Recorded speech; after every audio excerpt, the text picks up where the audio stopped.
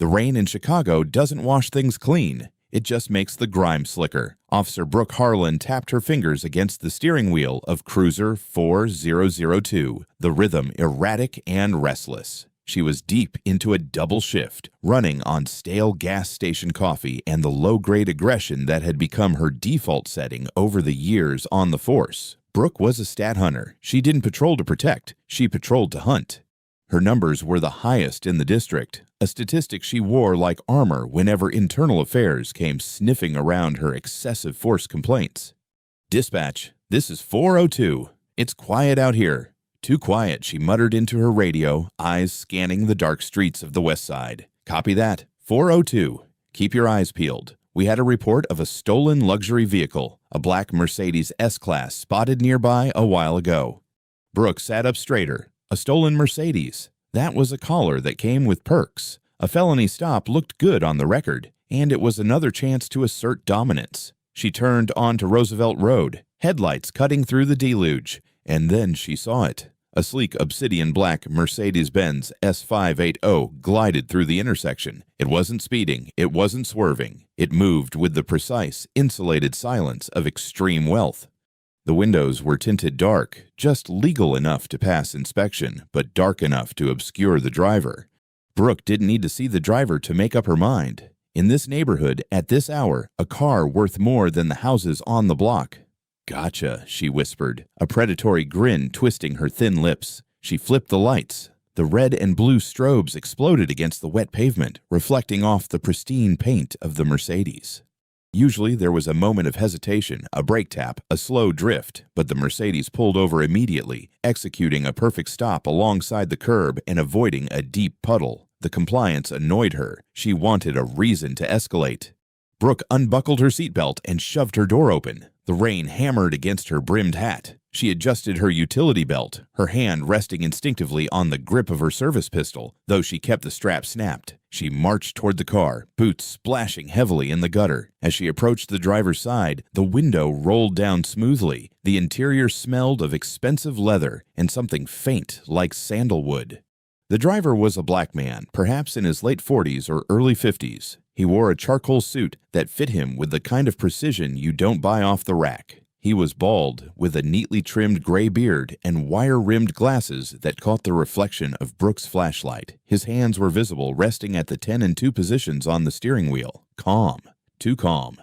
"License and registration," Brooke barked, skipping the greeting. She shined her flashlight directly into his eyes, hoping to make him flinch. The man blinked but didn't look away. "Good evening, officer. Is there a problem?" "I said license and registration." "Do you have a hearing problem?" Brooke snapped, leaning closer. "And step out of the vehicle." "Officer," the man said, his voice a deep, resonant baritone, steady as a rock. "I can certainly provide my identification. However, I'd like to know the probable cause for the stop before I exit the vehicle. I was driving under the limit." "The probable cause is whatever I say it is," Brooke spat. "We have a report of a stolen vehicle matching this description. Now get out, or I drag you out." The man sighed, a sound of disappointment rather than fear.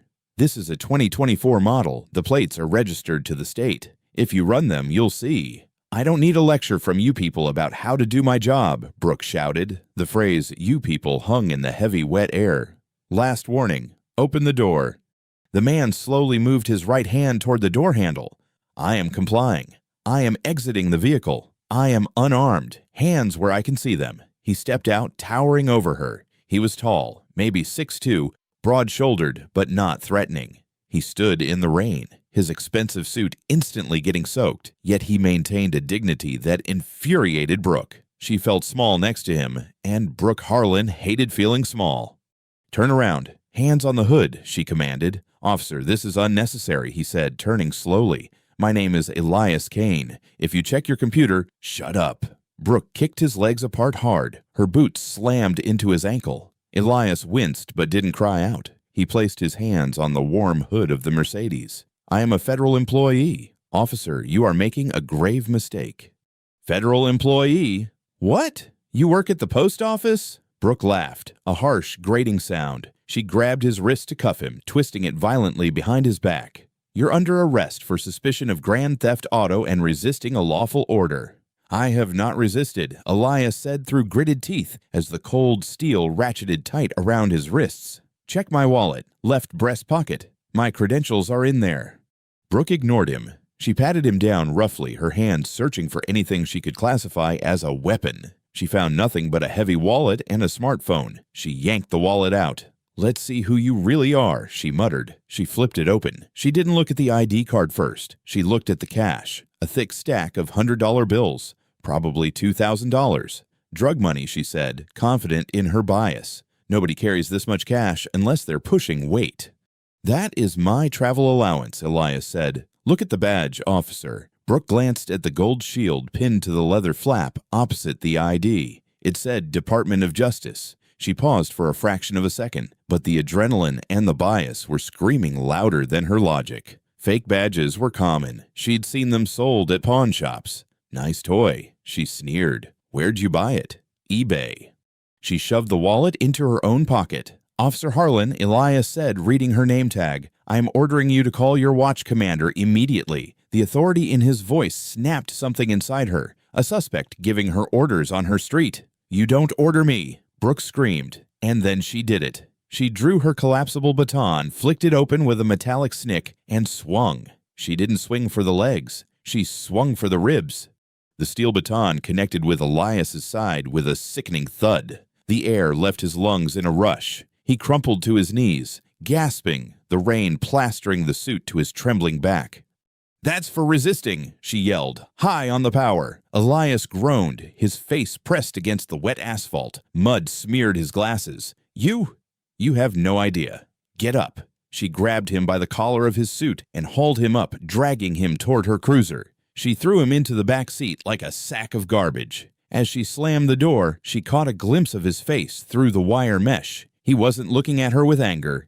He was looking at her with pity, and that scared her more than anger ever could. The ride to the precinct was silent, save for the rhythmic thumping of the wipers and the static of the police radio. Brooke played hard rock loud, trying to drown out the heavy silence coming from the back seat. She felt a prickle of unease at the back of her neck. The badge in the wallet looked real. The weight of it felt real, but she pushed the thought down. "He's a con man," she told herself. "A high-level scammer. I just made the bust of the year." She pulled into the sally port of the station, the garage door rumbling shut behind her, sealing them in the harsh, fluorescent light of the intake area. "Out," she ordered, opening the back door. Elias Kane moved stiffly.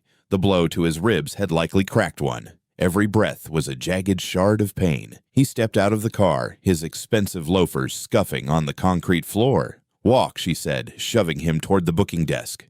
The booking area was busy. Sergeant Nolan Brooks was behind the high desk, a man with a thick mustache and eyes that had seen too much. He looked up as Brooke marched Elias in. Nolan's eyes widened slightly when he saw the suit. Then he saw the mud on Elias's face and the way he was holding his side. "What do we have here, Harlan?" he asked, his tone cautious.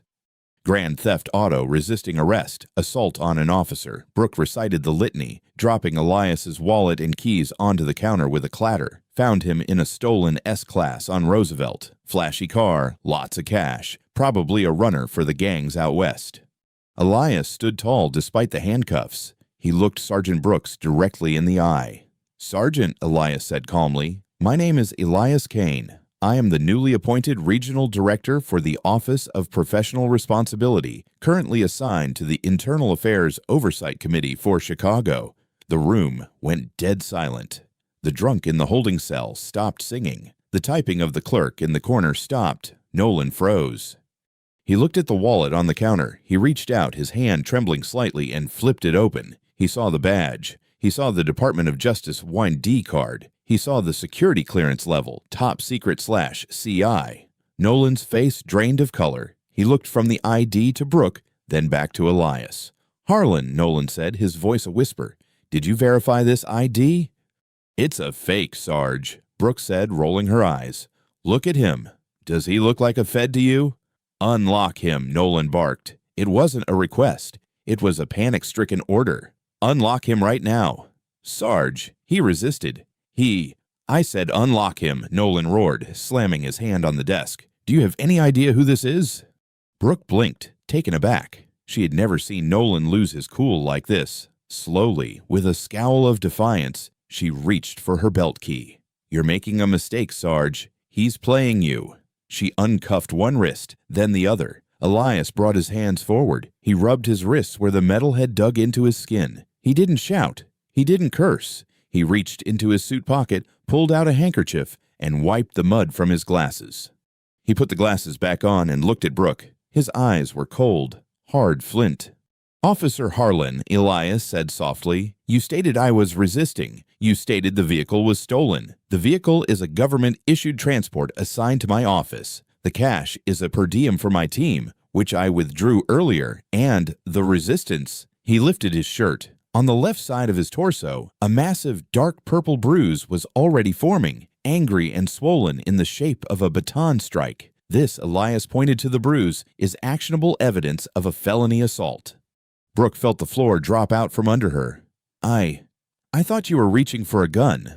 "I was reaching for the door handle as you instructed," Elias corrected her.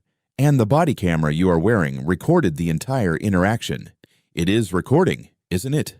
Brooke's hand flew to her chest. "The camera?" She stammered. She knew the red light was blinking. She hadn't turned it off because she thought she was in the right. She thought the footage would show her taking down a criminal. Instead, she had just handed him the rope to hang her. The doors to the precinct intake burst open. Captain Garrett Holloway stormed in, rain dripping from his coat, followed by two men in dark suits who moved with the same quiet intensity as Elias. "Where is he?" Holloway shouted. He spotted Elias and rushed over, looking terrified. "Director Kane, my God, sir, dispatch called me the second the plates were run. They're flagged for high clearance. Are you all right?" Elias didn't look at the captain. He kept his eyes locked on Brooke Harlan. "I am injured, Captain," Elias said. "I was assaulted by one of your officers while complying with a traffic stop." Captain Holloway turned slowly to face Brooke. The look on his face wasn't anger. It was sheer disbelief and horror. "Harlan," Holloway said, "give me your gun and your badge now." "Captain, Brooke started, her voice rising in a desperate pitch. He didn't identify himself. He was driving a luxury car in the hood. It was suspicious. "Racism is not probable cause, officer," Elias cut in, his voice slicing through her excuses. "And neither is a hunch. You profiled me, you escalated, and you struck a superior officer." "I didn't know you were a boss," Brooke screamed, tears of frustration welling up. "How was I supposed to know?" Elias stepped closer to her, invading her space for the first time. "That is exactly the point, Officer Harlan. You treated me like an animal because you didn't know I had power. You shouldn't need to know a man is your boss to treat him with basic human dignity. If I were a plumber or a teacher or unemployed, would that baton strike be any less illegal?" He turned to the two men in suits. "Secure the footage from her body camera and the dash cam of Cruiser 4002 immediately. I want the logs of every traffic stop she has made in the last stretch of time, and someone get me a medic." Brooke stood there, stripped of her gun, holding her badge in a trembling hand. The reality was crashing down. "You can't do this," she whispered. "I have a union rep." Elias looked at her one last time before the medic approached. "You're going to need a criminal defense attorney, not a union rep, Miss Harlan, because I'm not just firing you. I'm pressing charges." The suspension was immediate, but the silence was worse. Shortly after the incident, Brooke Harlan sat in her living room, the curtains drawn tight against the daylight. Her service weapon was gone. Her badge was sitting in an evidence bag downtown. She was technically on administrative leave pending investigation, a paid vacation in the eyes of the public. But Brooke knew better. Her phone buzzed on the coffee table. It had been buzzing nonstop. She picked it up, her thumb hovering over the social media icon. She knew she shouldn't look. Her union rep, Frank Miller, had told her explicitly, "Stay offline, Brooke. Do not engage." But she couldn't help herself. She opened the app. The video was everywhere. Someone had leaked it. Not the body cam footage. That was locked down tight by the feds. This was cell phone footage. A bystander standing under the awning of a bodega across the street had filmed the entire thing. The video was grainy, but the audio was crystal clear. "You don't order me." Thwack. The sound of the baton hitting Elias Kane's ribs echoed through her phone speaker like a gunshot. The hashtag Chicago badge was trending nationwide. Brooke scrolled through the comments, her breath catching in her throat. She swung like she was trying to break him in half. "Fire her! Not just fire, jail. That's assault with a deadly weapon. I know this cop. She arrested my brother last year for jaywalking and he came home with a broken nose. Karma is coming. A knock at the door made her jump. She scrambled off the couch, peering through the peephole. It was Frank Miller, the Fraternal Order of Police representative. He looked tired. He looked like a man trying to bail water out of the Titanic with a teaspoon. Brooke opened the door. Frank, tell me you got the footage suppressed. Tell me we can spin this. Frank didn't take off his coat. He walked into the living room and didn't sit down. Brooke, there is no spinning this. The victim isn't just a Fed. He's the regional director of OPR. Do you know what OPR does? Internal Affairs. Brooke muttered, crossing her arms defensively. No. Internal Affairs investigates cops. OPR investigates federal agents and prosecutors. Frank corrected her, his voice grim. Elias Kane is the guy who puts away corrupt agents. He's the headhunter for the Department of Justice, and you beat him like a piñata on the street. I followed protocol. I felt threatened. Brooke, stop. Frank held up a hand. I just came from the district attorney's office. They aren't charging you with simple assault. They're upgrading it. Brooke felt the blood drain from her face. Upgrading it to what? Aggravated battery with a deadly weapon, official misconduct, and deprivation of civil rights under color of law. Frank paused, letting the weight of the charges settle. The feds are taking jurisdiction, Brooke. The state's attorney stepped aside. This is a federal case now. Federal prison, Brooke whispered. Frank, you have to stop this. I have a pension. I have years in. The pension is gone, Frank said bluntly. I'm here to tell you that the union is pulling your legal counsel for the criminal charges. We will represent you for the disciplinary hearing only. For the criminal case, you're on your own. You can't abandon me. I pay my dues. Brooke screamed, grabbing his arm.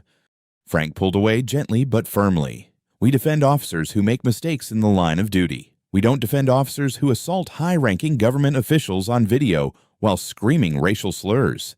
I didn't say a slur. You said you people to a regional director. Frank shook his head. And Brooke, there's something else. Kane isn't just looking at the traffic stop. He requested your jacket. Your entire file. Brooke froze. Her jacket wasn't just her personnel file. It was the unofficial record, the complaints that were swept under the rug, the resisting arrest charges that always seemed to happen when body cams malfunctioned. What did they find? She asked, her voice trembling. Frank looked at her with a mix of pity and disgust. They found everything. And they found the whistleblower. Brooke's eyes went wide. What whistleblower? You'll find out at the arraignment. Get a lawyer, Brooke. A good one. Frank walked out, leaving the door unlocked. Brooke stood in the center of her living room, the silence rushing back in louder than before. She wasn't just losing her job. The hunt had turned, and she was no longer the predator. The federal courthouse in Chicago is a fortress of glass and steel, a place where careers go to die. The arraignment was supposed to be a formality, a quick reading of charges and setting of bail. But when Brooke walked into the courtroom, she knew this was a spectacle. The gallery was packed. Reporters, activists, and civilians filled every bench. In the front row, sitting with perfect posture, was Elias Kane. He wore a fresh suit, and although he moved stiffly due to the cracked ribs, his gaze was unwavering. Brooke sat at the defendant's table next to her court-appointed attorney, a frantic public defender named Nolan Graves, who looked like he hadn't slept in days. All rise, the bailiff bellowed. Judge Harlan Vance took the bench. She was known as the Hammer in Cook County. She didn't smile. United States versus Brooke Harlan, the judge read. Charges of deprivation of rights under color of law resulting in bodily injury. How does the defendant plead? Not guilty, Your Honor, Graves squeaked. Your Honor, the federal prosecutor, a sharp woman named Carla Jenkins, stood up. The government requests that the defendant be remanded into custody pending trial. We believe she is a flight risk and a danger to the community. That's absurd, Graves argued. She was a police officer until recently. She has ties to the community. She was a police officer, Prosecutor Jenkins countered, who used her badge to terrorize that community. And we have new evidence suggesting this was not an isolated incident, but part of a criminal enterprise operating within the district. A murmur rippled through the courtroom. Criminal enterprise. Those were RICO words. Gang words. Explain, Judge Vance ordered. Jenkins nodded to the bailiff. The government calls its primary witness for the detention hearing. We call former Officer Wyatt Reed." Brooke gasped audibly. Wyatt Reed. Years ago, Wyatt had been her rookie. He was a good kid, fresh out of the academy, idealistic. He had ridden with Brooke for months. Then he had abruptly resigned, citing mental health reasons. Brooke had laughed about it at the bar, calling him soft. She told everyone he couldn't handle the streets. The doors at the back of the courtroom opened. Wyatt walked in. He looked older than she remembered, harder. He wouldn't look at her. He took the stand. "Mr. Reed," Jenkins began, "you served as Officer Harlan's partner years ago, correct?" "Yes, ma'am," Wyatt said, his voice steady. "Why did you leave the force?" Wyatt took a deep breath. He looked at Elias Kane in the front row, then turned his eyes to Brooke. "I left because I couldn't be part of it anymore." The drop gun scheme. The courtroom erupted. The judge banged her gavel violently. "Order. Order in this court." Brooke felt like she was underwater. Drop gun. It was an old Chicago trick, a myth, a ghost story. Carry a clean, unregistered weapon, a drop, and if you shoot someone by mistake or beat them too badly, you plant the gun on them. It justifies the force. It makes the cop the hero. "Explain the scheme, Mr. Reed," Jenkins said when the room quieted. Brooke, Officer Harlan, she kept a stash in the trunk of Cruiser 4002 under the spare tire, 2 snub-nose revolvers and a switchblade. She told me it was insurance. She said, better to be judged by 12 than carried by 6, but she didn't use them for defense. She used them to cover up beatings. "Liar," Brooke screamed, jumping up. "He's a liar. He's just bitter because he washed out." "Sit down, defendant," Judge Vance roared. "Did you ever witness her use these items?" Jenkins asked. One particular night years ago, Wyatt recited the date like it was burned into his soul. "We stopped a kid on suspicion. Brooke broke his jaw. The kid was unarmed. She took the switchblade from the trunk. She wiped it down and put it in the kid's pocket while he was unconscious. He did time in juvenile detention because of that knife." The silence in the room was heavy, suffocating. Elias Kane stood up slowly from the front row. He wasn't a lawyer in this case. He was the victim, but his presence commanded the room. He whispered something to the prosecutor. Jenkins nodded and turned back to the judge. "Your Honor, based on Mr. Reed's testimony, federal agents executed a warrant on Officer Harlan's personal locker and her assigned vehicle this morning." Jenkins picked up an evidence bag from her table. She held it up for the court to see. Inside was a rusted snub-nose revolver. "This was found in the wheel well of the defendant's personal vehicle," Jenkins said. "The serial number has been filed off, but the lab recovered a partial print. It matches the defendant." Brooke stared at the gun. She couldn't breathe. That was her insurance policy. That was supposed to be her safety net. "Brooke Harlan," Judge Vance said, her voice dropping to a terrifyingly low register, "this court finds that the weight of the evidence is overwhelming. The fact that you, a sworn officer of the law, were carrying a drop gun while patrolling the streets is an affront to every badge in this country." The judge looked at Elias Kane, then back at Brooke. "Bail is denied. The defendant is remanded to the custody of the U.S. Marshals immediately." The twist wasn't just that Elias was her boss. The twist was that Elias had been building this case for a long stretch. The traffic stop wasn't an accident. As the marshals moved in to cuff her, real cuffs this time, heavy steel chains around her waist, Brooke looked at Elias. Elias met her gaze. He didn't smile. He didn't gloat. He simply tapped the folder in his lap. The folder was labeled Operation Clean Sweep. Target Harlan. He hadn't been driving through her district by chance. He had been bait, and she had taken it hook, line, and sinker. As they dragged her out of the courtroom, the reality of the hard karma hit her. She wasn't going to a cop-friendly jail. She was going to federal holding. And the general population there didn't take kindly to cops who planted evidence.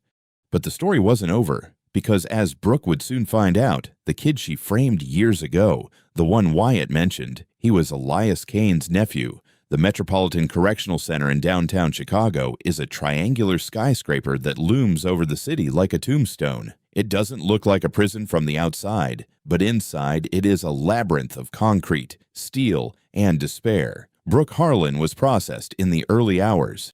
The power she had wielded on the streets evaporated the moment she stepped through the sally port. Strip. The intake officer barked. The officer was a woman named Williams. She was black, heavy-set, and had eyes that held zero sympathy. Brooke hesitated. "I'm a police officer," Brooke said, her voice sounding small in the tiled room. I should be in protective custody. You can't put me in with the general population."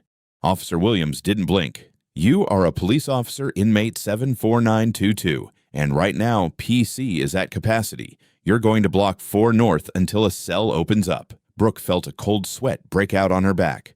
Block 4 North. She knew that block. It was a holding unit for federal detainees awaiting trial for violent crimes, gang members, drug traffickers, the very people she had spent years hunting.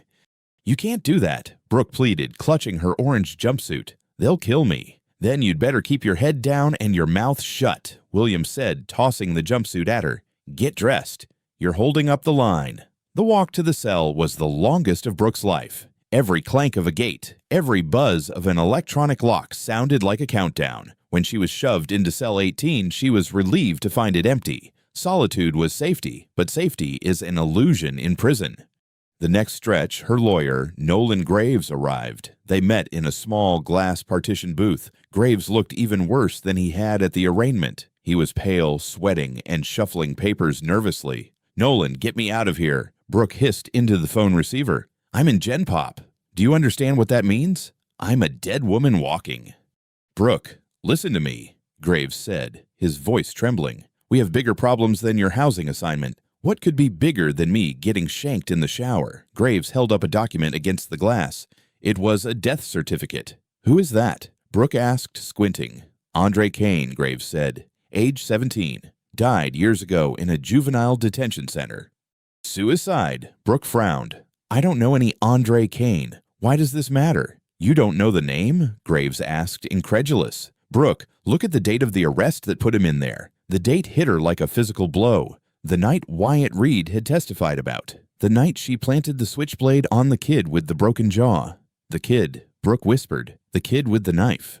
"That kid," Graves said, leaning in close, his eyes wide with fear, "was Andre Kane. He was an honor student. He had a scholarship to a top university. You broke his jaw, planted a weapon on him, and he lost everything. He went to juvie, fell into a depression, and took his own life months later." Brooke sat back, the receiver slipping in her hand. "And here is the kicker, Brooke," Graves continued, dropping the final bomb. "Andre Kane was Elias Kane's nephew. He was the son of Elias's late sister. Elias raised him. The room spun. It wasn't just a traffic stop. It wasn't just about disrespect. This was a blood feud. Elias Kane, the most powerful man in the Department of Justice's Oversight Division, had spent years planning this. He hadn't just been driving through Chicago randomly. He had been hunting the woman who killed his nephew in all but name. "He's not going to offer a plea deal, is he?" Brooke asked, her voice hollow. "Plea deal?" Graves let out a dry, hysterical laugh. "Brooke, the prosecutor just filed a notice of intent to seek the maximum penalty on every single count. They aren't looking for a short sentence. They are looking for decades. They want you to die in here." Brooke looked at the concrete walls of the visitation booth. She thought of the hard karma people talked about on the streets. She had always laughed at it. She thought the badge protected her from karma, but the badge was gone. And the man coming for her was a grieving uncle with the power of the federal government behind him. "Fight it," Brooke whispered, a spark of her old aggression returning, though it was fueled by terror. "Now we fight it. The search of my car was illegal. The drop gun evidence is circumstantial. Wyatt is a disgruntled employee. We can win." Graves packed up his briefcase, shaking his head. "I'll file the motions, Brooke, but you need to understand something. You aren't fighting a case anymore. You're fighting a force of nature." The trial of United States versus Brooke Harlan began months later. It was dubbed the trial of the decade by the Chicago Tribune. The courtroom was a circus, but inside the well, the atmosphere was surgical. Brooke sat at the defense table, wearing a gray suit her mother had bought for her. She looked thinner. Prison food and constant fear had stripped away the arrogance, leaving a raw, nervous energy. She scanned the room for support. She looked for the blue wall. Usually, when a cop is on trial, the back rows are filled with off-duty officers showing solidarity, a sea of blue to intimidate the jury and the judge. Today, the back rows were empty of uniforms. There were civilians. There were activists. There was Elias Kane sitting in the front row, looking as immutable as a statue. But there were no cops. "The blue wall didn't just crack," Graves whispered to her, following her gaze. "It evaporated. Nobody wants to be seen near you." The prosecution's case was a masterclass in demolition. Carla Jenkins, the lead prosecutor, didn't start with the traffic stop. She started with the culture. One by one, Brooke's former colleagues took the stand. Sergeant Nolan Brooks was first, the man who had protected her for years, who had signed off on her bogus reports. He sat in the witness box, sweating profusely, avoiding Brooks' eyes. "Sergeant Brooks," Jenkins asked, "did you ever reprimand Officer Harlan for excessive force?" I spoke to her informally," Brooks stammered. "I told her to tone it down. She was difficult to manage." "A loose cannon," Brooke gasped. "Liar," she hissed. "You told me to hit him hard." Graves grabbed her arm. "Shut up, Brooke. Don't make a scene." "She was aggressive," Brooks continued, throwing her to the wolves to save his own pension. "We all knew it. We tried to police our own, but she wouldn't listen." Next came the dash cam footage analyst, then the medical examiner who treated Elias. But the killing blow came when the prosecution called Elias Kane. Elias walked to the stand. He didn't limp anymore. He moved with the grace of a predator who has cornered its prey. He was sworn in. "Mr. Kane," Jenkins asked, "why were you in the district that night?"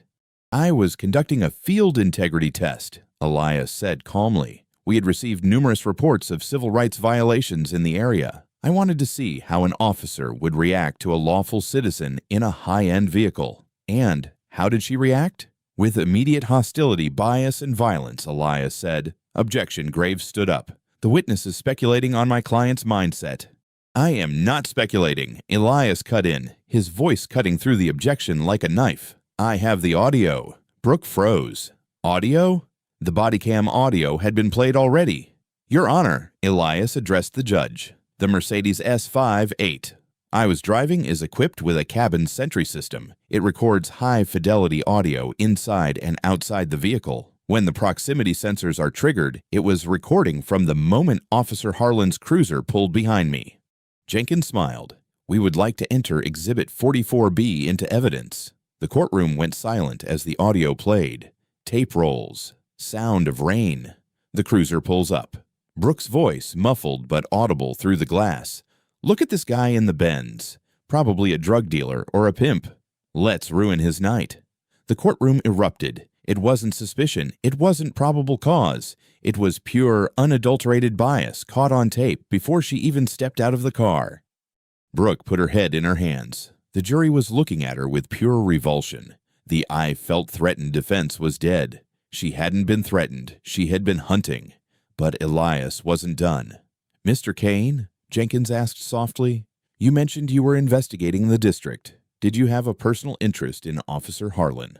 Elias turned to face Brooke. For the first time, his mask of professional detachment slipped, revealing a well of grief so deep it sucked the air out of the room. "She arrested my nephew, Devin Kane, years ago," Elias said to the jury. "She planted a knife on him. She destroyed his future. When I buried him, I made a promise. I promised that I wouldn't just find the bad apple. I would find the rot and cut it out." He paused, his eyes boring into Brooke. "I didn't entice her to hit me. I simply existed while black. She did the rest. She proved that the woman who destroyed my nephew wasn't an anomaly. She was a pattern." Graves didn't even bother to cross-examine. There was no point. The case was over. The only thing left was the fall. As the court adjourned for the day, Brooke sat alone at the table. The bailiffs moved in to chain her up for the transport back to jail. She looked back at the gallery. Elias was standing near the exit. He watched her get cuffed. He watched the chains go around her waist. He didn't look happy. He looked finished. Brooke realized then that this wasn't a game. She had treated people like stats, like numbers, like animals for years. She had thought she was the hero of the story. But in the real world, the villain doesn't always wear a hoodie. Sometimes she wears a badge, and the karma she had accumulated had finally come due with interest.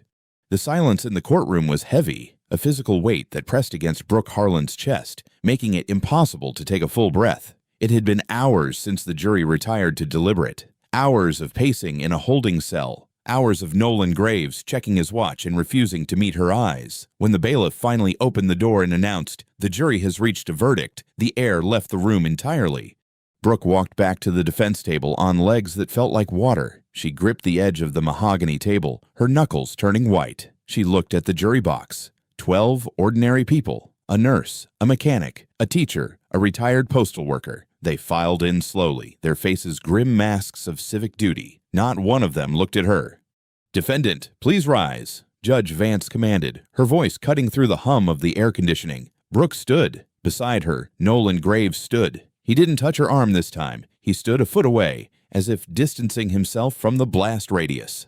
"Mr. Foreman," the judge said, peering over her spectacles, "have you reached a unanimous verdict?"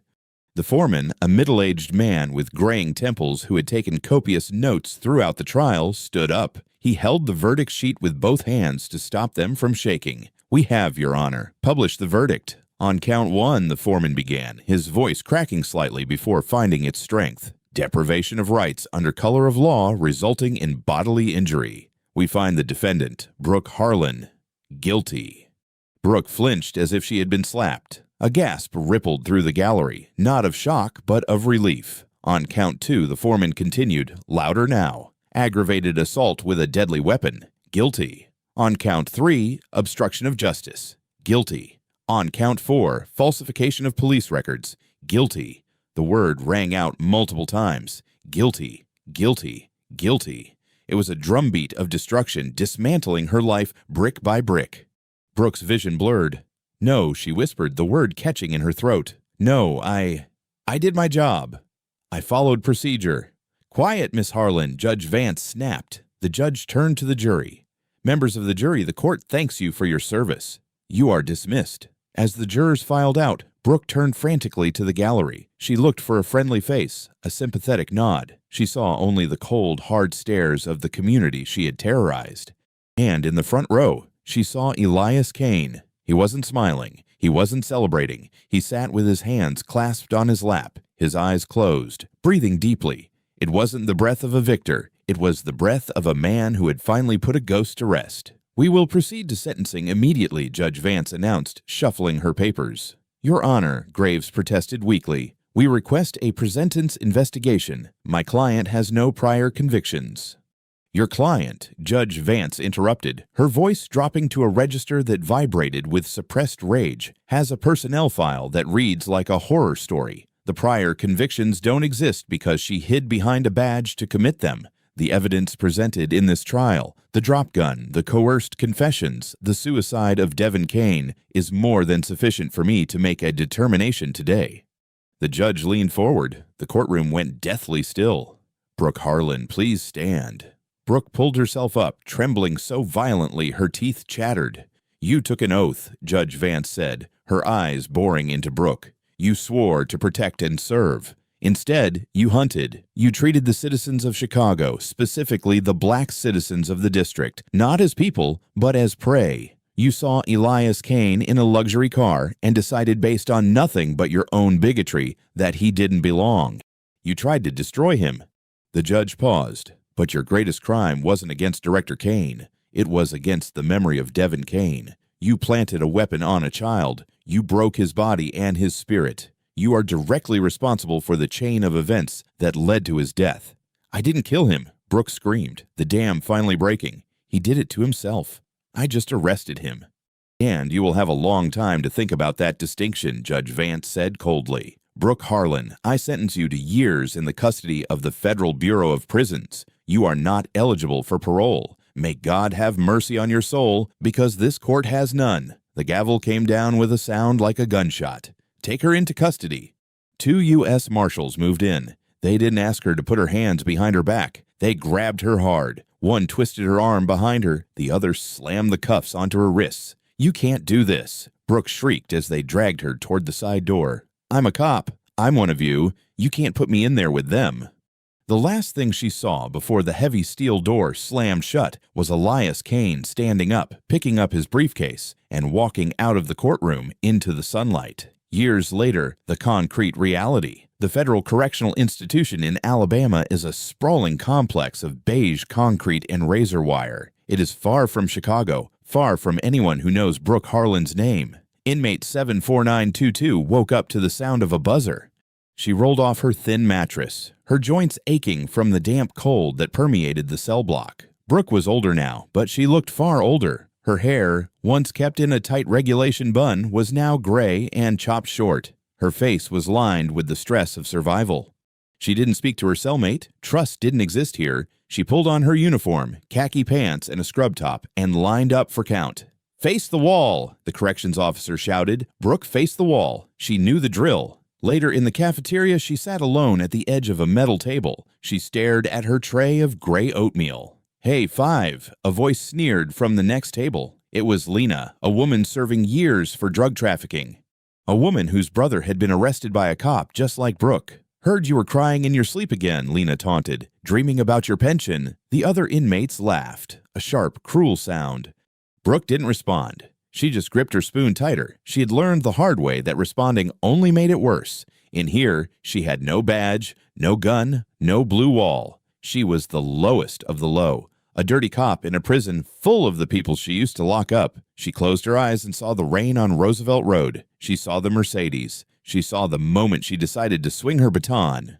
If I had just walked away, she thought, a mantra she repeated 1,000 times a day. If I had just treated him like a human being. But she hadn't. And now the hard karma wasn't a concept. It was the 4 walls closing in on her day after day for the rest of her sentence. Back in Chicago, the rain had stopped. It was a crisp autumn day on the west side. The corner of Roosevelt and Kedzie, once a place of fear, was bustling with life. Elias Kane stood on the sidewalk looking up at the new mural painted on the side of the community center. It was a portrait of a young boy with bright eyes and a graduation cap. Devin Kane. Below the portrait were the words, "Justice is not a sprint, it is a marathon." Director Kane. Elias turned. A young woman in a suit was standing there. She looked nervous. "I'm the new oversight coordinator for the district," she said, extending a hand. "I just wanted to say your work changed everything. The complaints against the district are down dramatically since the trial. The officers are wearing their cameras. They know we're watching." Elias shook her hand firmly. "They know the cost of looking away," he corrected gently. "And they know that no badge is heavy enough to crush the truth." He looked back at the mural of his nephew. The pain of losing Devin would never fully go away, but the rot had been cut out. Brooke Harlan was gone, and the system she represented had been forced into the light. He adjusted his glasses, took a deep breath of the clean air, and walked toward his car. It was a modest sedan this time. He didn't need the Mercedes anymore. He didn't need the bait. The message had been delivered. And that is the terrifying, true-to-life conclusion of Officer Brooke Harlan. She spent her career thinking she was the hunter, only to realize too late that she was playing a game she couldn't win against the ultimate judge. The truth. It wasn't just a traffic stop, it was the moment the universe decided to balance the scales. If this story of arrogance, downfall, and ultimate justice kept you on the edge of your seat, please smash that like button. It tells the algorithm to share this lesson with the world. Make sure you are subscribed and have the bell notification turned on so you're the first to see our next story. And I want to hear from you in the comments below. Do you think justice was truly served with the sentence, or should the punishment for abusing power be even harsher? Let me know your thoughts. Thanks for watching, and I'll see you in the next one.